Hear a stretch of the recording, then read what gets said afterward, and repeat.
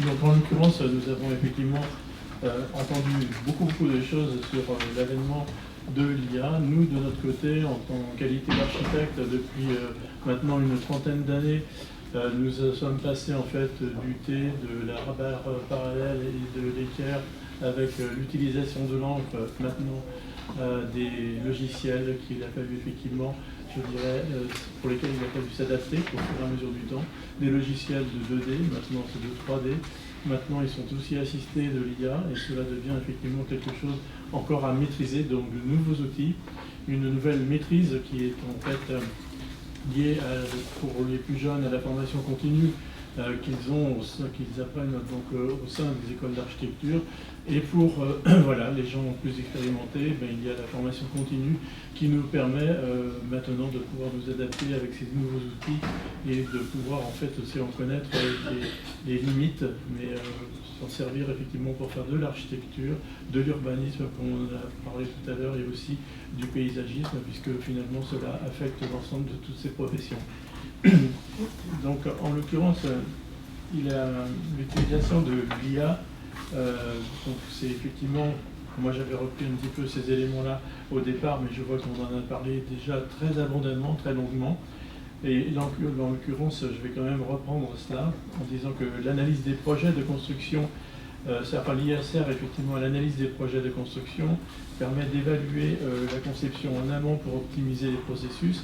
Oui, c'est une réalité, puisqu'en fait, cela permet effectivement de rentrer un certain nombre de données et de nous permettre après de s'en servir pour pouvoir concevoir. L'IA et donc, en l'occurrence, les outils informatiques permettent la génération de plans qui sont créés automatiquement pour la création de projets. Donc là, en l'occurrence, on a effectivement de plus en plus l'intérêt pour nous de rentrer énormément de données pour pouvoir après maîtriser le projet dans son développement, puisque le projet se développe d'une esquisse, mais après il y a différentes phases de conception avant d'amener effectivement, je dirais, le sujet à un dossier de consultation des entreprises. Alors, il peut servir aussi l'IA à l'assistance dans la recherche réglementaire et technique. C'est ce qui a été un petit peu évoqué aussi au début de ce colloque. Et donc, ça nous paraît effectivement un élément intéressant pour pouvoir développer effectivement ou mieux appréhender un certain nombre de textes, qu'ils soient des textes réglementaires, les DTU, mais aussi les textes juridiques, puisqu'on a besoin effectivement de s'appuyer sur ces éléments pour pouvoir de mieux en mieux gérer un projet. Et bien entendu, la recherche de textes et de données pour entraîner des modèles. Donc ça, c'est ce que l'on utilise au jour d'aujourd'hui à travers, par exemple, l'utilisation de logiciels tels que Revit, qui nous permet effectivement d'aller très loin dans l'intégration de ces données pour pouvoir produire du plan. Mais en même temps, parallèlement, cette évolution qui est très forte dans le domaine de la conception, on a aussi remarqué qu'il y avait des exigences de plus en plus importantes aussi de la part des maîtres d'ouvrage, et en particulier des maîtres d'ouvrage publics, qui souhaitent effectivement maintenant obtenir dès le concours des projets qui ont quasiment un niveau d'APD, donc ça veut dire un projet définitif. Et donc là, ça nous est paru très inquiétant, parce qu'on nous demande des études thermiques dès ce moment de l'esquisse, des études thermiques, mais aussi des études environnementales, des choix de matériaux qui doivent accompagner les projets. Et on se dit, mais c'est bien, c'est comme si on avait fait un projet, en fait, le temps finalement d'un concours. Donc on est tous d'accord pour dire que l'effort est vraiment très très important, et que ce soit des petites, des moyennes ou des grosses entreprises d'architecture, cela pèse lourdement en fait sur notre économie. Parce qu'en l'occurrence, on a remarqué, bien entendu, que dans ces cas de figure, les maîtres d'ouvrage publics, pour ne citer que pour l'instant, ce sont effectivement, prévoient bien entendu une indemnité de concours, mais l'indemnité de concours ne répond simplement que, grosso modo, au quart de la dépense d'une équipe de conception. Et donc, que faisons-nous du reste? Alors, quand on est effectivement mis en concurrence avec 4 ou 5 équipes, celui qui gagne, il est heureux, il va oublier effectivement cette mauvaise expérience, parce que mais par contre, ceux qui perdent, ils ont fait un investissement à perte qui est vraiment extraordinaire. Alors, on peut peut-être se servir encore de ces éléments de référence en disant, voilà, on est capable effectivement de créer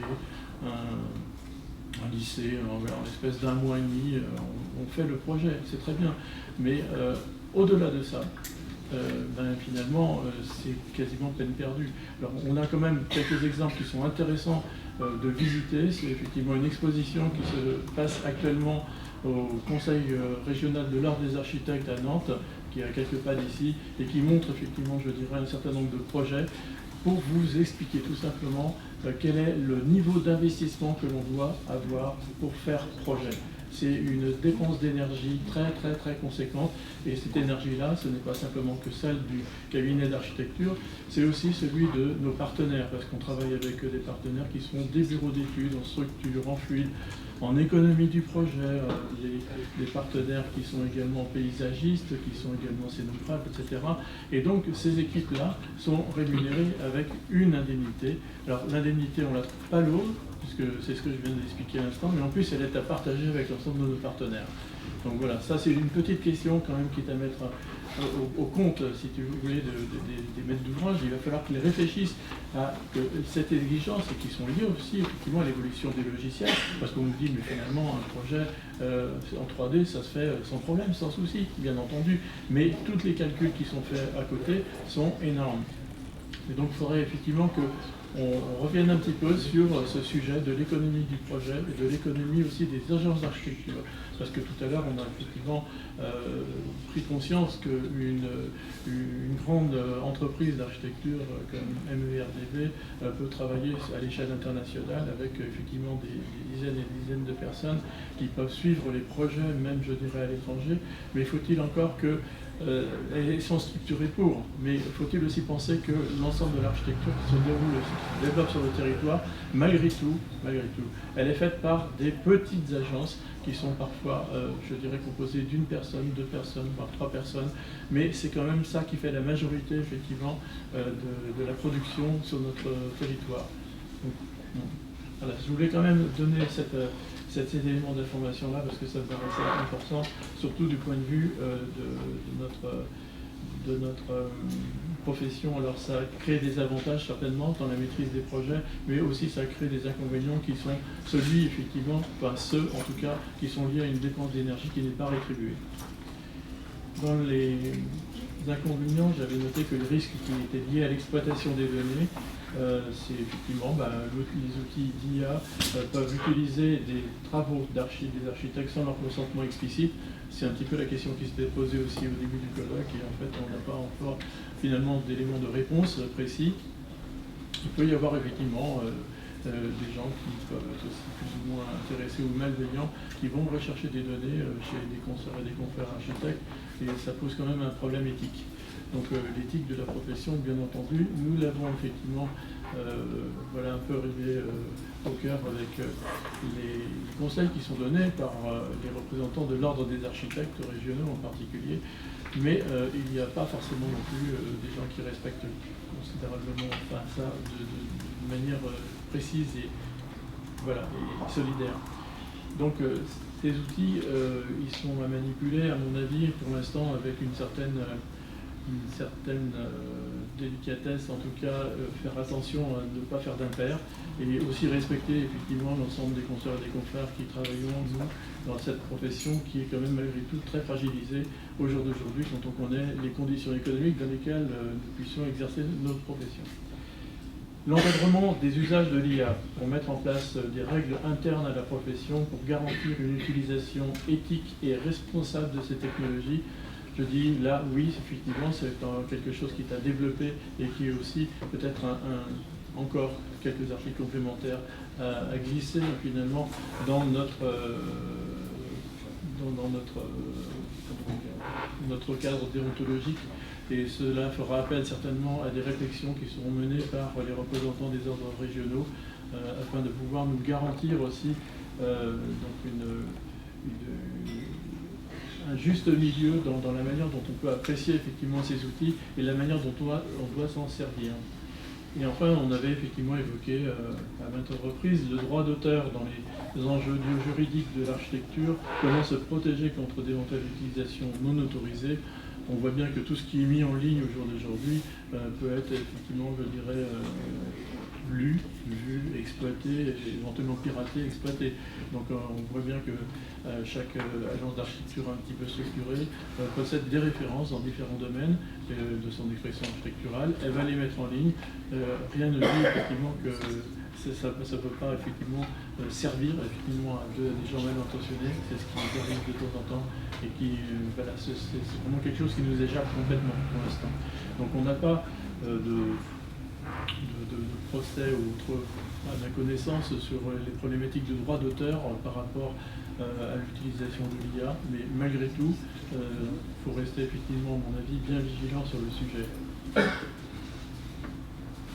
J'avais noté ensuite oui, la responsabilité des architectes. Mais la responsabilité des architectes face à l'emploi de ces outils, c'est déjà pour nous, au sein des agences, de donner ce cadre déontologique qui permet effectivement de rappeler les bonnes règles de travail et puis de conscience professionnelle à nos collaborateurs.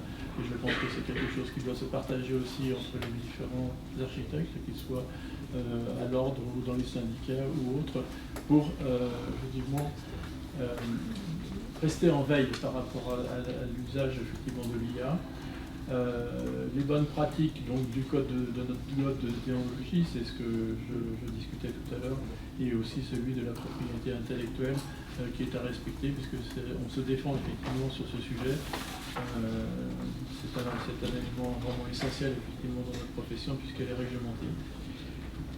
Alors, après, je mentionnais effectivement un nouveau moyen de devoir payer plus en termes d'exploitation.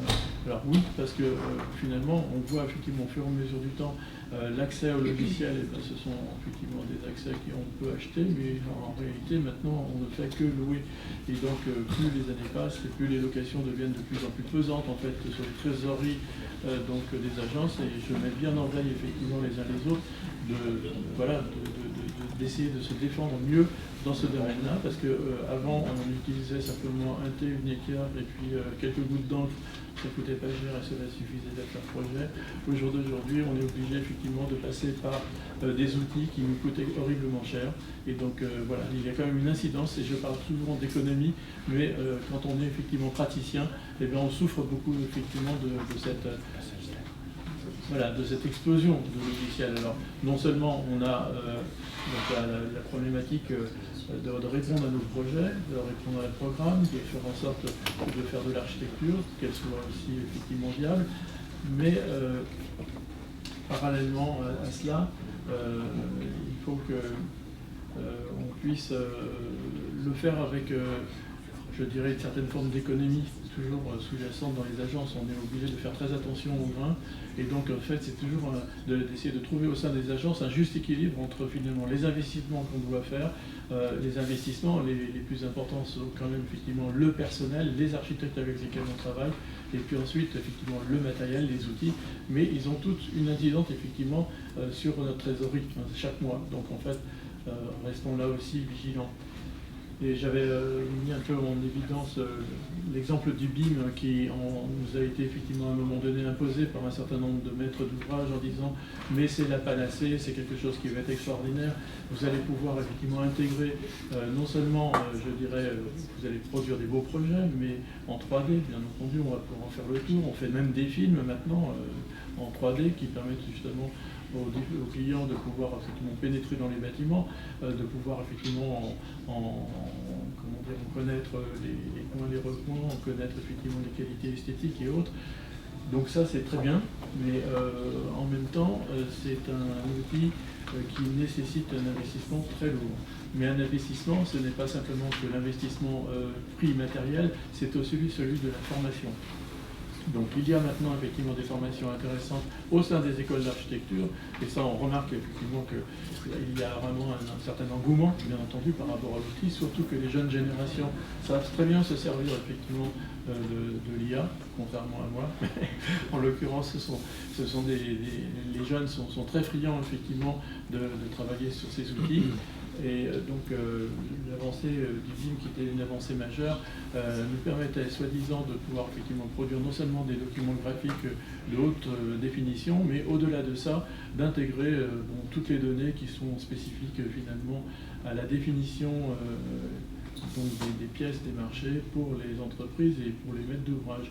Et donc ça devait servir pour certains maîtres d'ouvrage, et en particulier pour les gens en particulier pour les centres hospitaliers, de pouvoir assurer une gestion ensuite de l'ensemble des réalisations. Alors on pouvait aller chercher effectivement des objets spécifiques dans un endroit donné pour pouvoir faire un remplacement, etc. Alors ça, c'est toujours, dans la théorie, c'est bien, mais dans la pratique, on se retrouve effectivement avec des gens qui en face doivent aussi maîtriser le même outil, sinon ça ne sert à rien. Et donc le BIM, il est monté là-haut, on nous a dit effectivement que c'était vraiment quelque chose d'important, mais en fait, après, il faut pouvoir s'en servir. Et là, il y a eu effectivement tout d'un coup une chute effectivement de cette demande. On va tenir compte de cet impératif et de toute façon on a déjà dit beaucoup de choses dans la journée. Pour synthétiser, reprendre quelques principes, donc Gilles traitait de nouvelles responsabilités en pratique et moi je traite de nouvelles responsabilités juridiques, point d'interrogation. Pour répondre à cette question, et on va y répondre rapidement, on reprend en fait les étapes clés pour utiliser l'IA qu'on a définies aujourd'hui. Ça vaut aussi bien, je pense, côté agence d'architecture que cabinet d'avocats.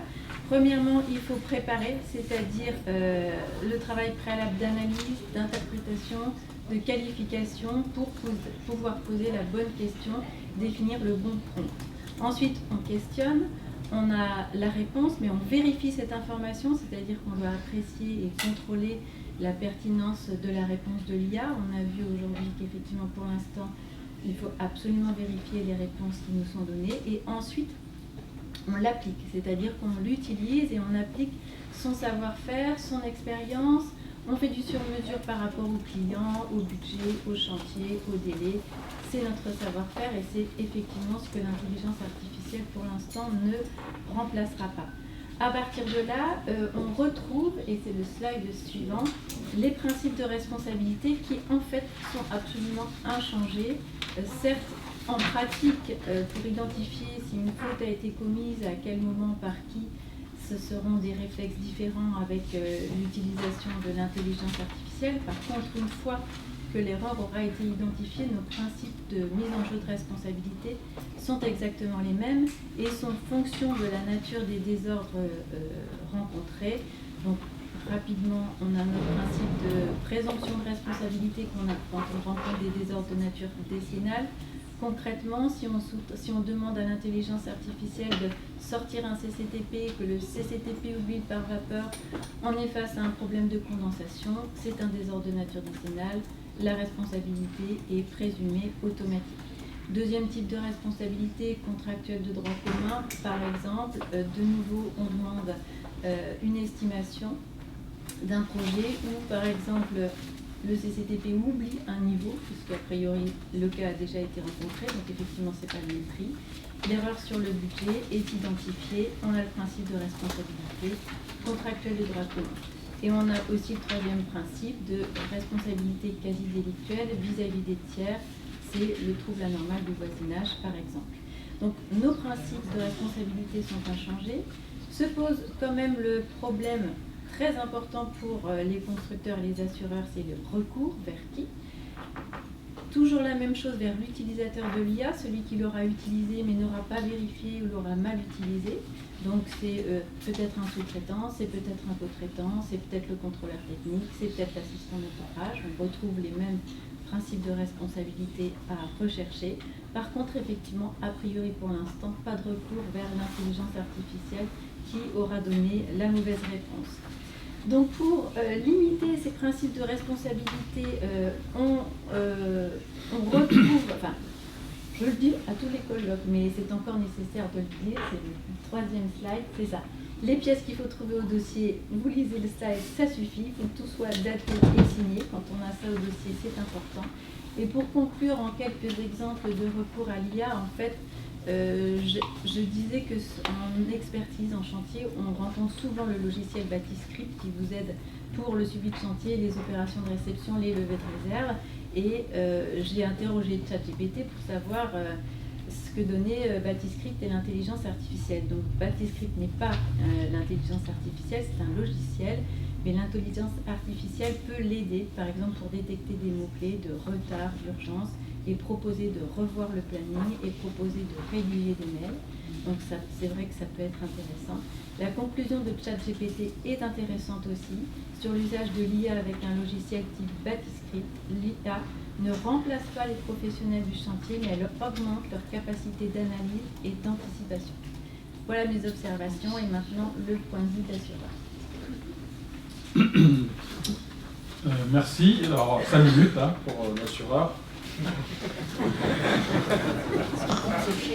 Simplement, je voulais quand même vous montrer, alors indépendamment... 7, merci beaucoup, c'est large. Indépendamment de mon propos concernant la responsabilité des concepteurs, et notamment des architectes, la problématique de l'IA est une problématique qui est quand même aujourd'hui dans le classement des risques prévus, identifiés par les assureurs. Dans la dernière cartographie prospective de 2025, on voit que l'IA arrive, alors on n'a pas là, mais en 9e position, donc on a des sujets qu'on connaît très bien, la cyberattaque, premier risque pour les assureurs.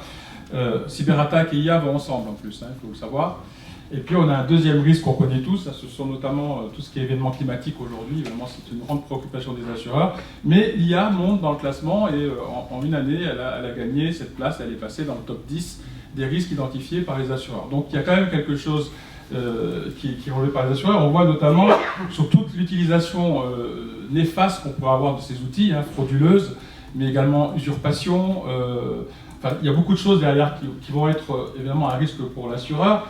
Alors, il faut savoir que quand vous regardez la cyberattaque aujourd'hui, il y a eu un frein total des campagnes de souscription et qu'aujourd'hui, pour s'assurer en cyberattaque, il faut chercher énormément sur le marché et il faut prouver qu'on a un certain nombre de protections sur ces systèmes informatiques. Il y a des audits qui sont faits chez les gens qui s'assurent et nous, MAF, on vend des produits cyberattaque avec d'autres partenaires. On a beaucoup de mal à proposer aujourd'hui des risques, enfin en tout cas des couvertures qui soient au niveau qu'on pouvait avoir il y a quelques 5 ou 6 ans. Donc ça veut dire que ces sujets-là s'aggravent, sont pratiquement plus assurables, parce qu'évidemment, je vous rappelle que les assureurs, c'est quand même aujourd'hui une race qui est gérée par les réassureurs au niveau mondial. On a un réassureur français qui est SCOR, mais tous les autres sont dans d'autres pays. Et quand ils considèrent que c'est plus assurable, ils disent non, voilà, c'est terminé, on n'a plus de réassurance, et donc les assureurs ne peuvent plus intervenir sur ces risques-là. Donc l'IA est quand même aujourd'hui une vraie préoccupation pour le monde de l'assurance. Là, je vous ai mis effectivement technologie, on voit encore une fois dans les risques principaux l'IA avec la cyberattaque. Donc, on ne peut pas considérer que c'est un sujet qui n'intéresse pas les assureurs, bien au contraire. Alors maintenant, je vais parler pour nous, les architectes, comment on perçoit ce risque-là. Ce risque-là, il est principalement lié à la qualité de données. Puis ce matin, on n'arrête pas de le répéter, on a effectivement une question et on a une réponse. Entre les deux, il y a une boîte noire, et qu'est-ce qui s'est passé et comment on arrive à cette réponse. Alors évidemment, beaucoup d'entre nous, parce qu'il y a quand même un certain nombre de personnes qui ont vécu avant 2022 ChatGPT, et même avant voir l'Internet pour certains d'entre nous, et je dirais le cheminement intellectuel est le même. Ça veut dire que certains d'entre vous ont fait des études de droit, il n'y avait pas Internet, on avait des journées passées à la bibliothèque, et on prenait des bouquins et on faisait un certain nombre de choses, on faisait une synthèse, on y passait des journées, des soirées, c'était comme ça. Après il y avait Internet, on posait sur Google une question, on avait plein de données, et puis on faisait le tri, et puis on faisait nous-mêmes notre synthèse. ChatGPT, c'est l'apogée, c'est-à-dire qu'on nous sort une réponse, il va chercher les éléments, il fait le tri, et derrière, on doit nous faire le ménage. Donc vraiment, la grande difficulté, c'est la capacité qu'on ait à être capable d'avoir un sens critique de ce qui sort au bout du chemin. Mais ça, on l'a depuis très longtemps. Les nombres de sinistres à la MAF qu'on a sur des problèmes de logiciels, vous parlez avec des vieux ingénieurs qui vous expliquent qu'aujourd'hui, les gens sortent un calcul d'un ordinateur, ils sont incapables d'avoir un abac pour se dire « tiens, là, il y a un problème », c'est un sinistre. On a un très gros sinistre aujourd'hui sur les économistes avec un logiciel qui a des bugs, et donc on a des quantités en moins. Évidemment, quand vous êtes sur un marché à forfait, que vous êtes entrepreneur et que vous n'avez pas les bonnes quantités, il va falloir que quelqu'un paye, donc c'est l'assurance qui est saisie sur ces sujets d'erreur. Moi, mon problème, c'est qu'aujourd'hui, aller chercher la responsabilité d'un éditeur de logiciel, il faut vous dire que c'est pas une mince affaire. On a beaucoup de travail sur le sujet. Donc c'est ça. Par ailleurs, moi je pense que les architectes, les ingénieurs, les avocats, un certain nombre d'acteurs, les assureurs, ils doivent également avoir la capacité à donner à leurs collaborateurs les processus métiers sur lesquels on peut faire de l'IA. C'est à nous de décider en interne. Voilà. Moi, je ne souhaite pas que les collaborateurs de la MAF prennent certains, par exemple, un rapport d'expertise, me le mettent dans ChatGPT, me disent voilà, c'est ça la conclusion. Alors évidemment, ça peut être une aide, mais je veux qu'il y ait le sens critique. Et je peux vous dire que certains ont vite sauté sur l'occasion. Ça, c'est la facilité. Hein. Donc c'est à nous, en tant que donneurs d'ordre, en tout cas dans nos entreprises, de dire attention, là, je ne veux pas que vous utilisiez ChatGPT, ou quelque moyen que ce soit. Par ailleurs, nous, on a une vraie particularité, c'est qu'en tant qu'assureur, on a des bases de données très importantes, on manie des données sur des décennies, donc on a beaucoup d'informations. Nous, on a des outils qui sont très puissants en matière d'analyse, on fait des algorithmes dans tous les sens, mais c'est fermé. Moi, je n'arrête pas de répéter, aujourd'hui, quand on est assureur, je peux vous dire qu'on est vraiment contrôlé, RGPD, enfin, la CPR est sur nos dos constamment. On doit montrer patte blanche constamment. Donc ça aussi, vis-à-vis des collaborateurs, grande prudence.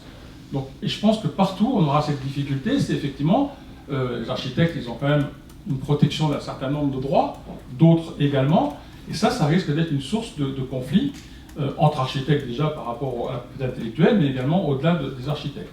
Et puis, je dirais que la MAF, comme tous les assureurs, elle a une analyse de ses risques. Le risque IA, aujourd'hui, n'est pas prégnant chez nous. Hein, je parlais avec certains d'entre vous. Le risque qui reste aujourd'hui le plus inquiétant pour nous, c'est toute la partie développement durable, qu'est-ce qui va se passer dans les années qui viennent en matière de construction et notamment sur l'intensité de ce qu'on voit en matière de climat. Ça, c'est des vrais sujets pour les assureurs. Hein. D'ailleurs, ça apparaît encore dans le top 10. Et c'est vraiment ça qui nous importe aujourd'hui, c'est d'essayer d'être le plus proche de nos adhérents pour qu'on soit le plus proactif sur tous ces sujets qui sont liés à l'environnement. Donc ça va être ça vraiment le sujet des assureurs construction, j'entends bien. On a à la barge, nous aussi, effectivement, quelques risques sur l'IA, mais ce n'est vraiment pas notre sujet central aujourd'hui. Voilà, monsieur le professeur, je vous donne la parole.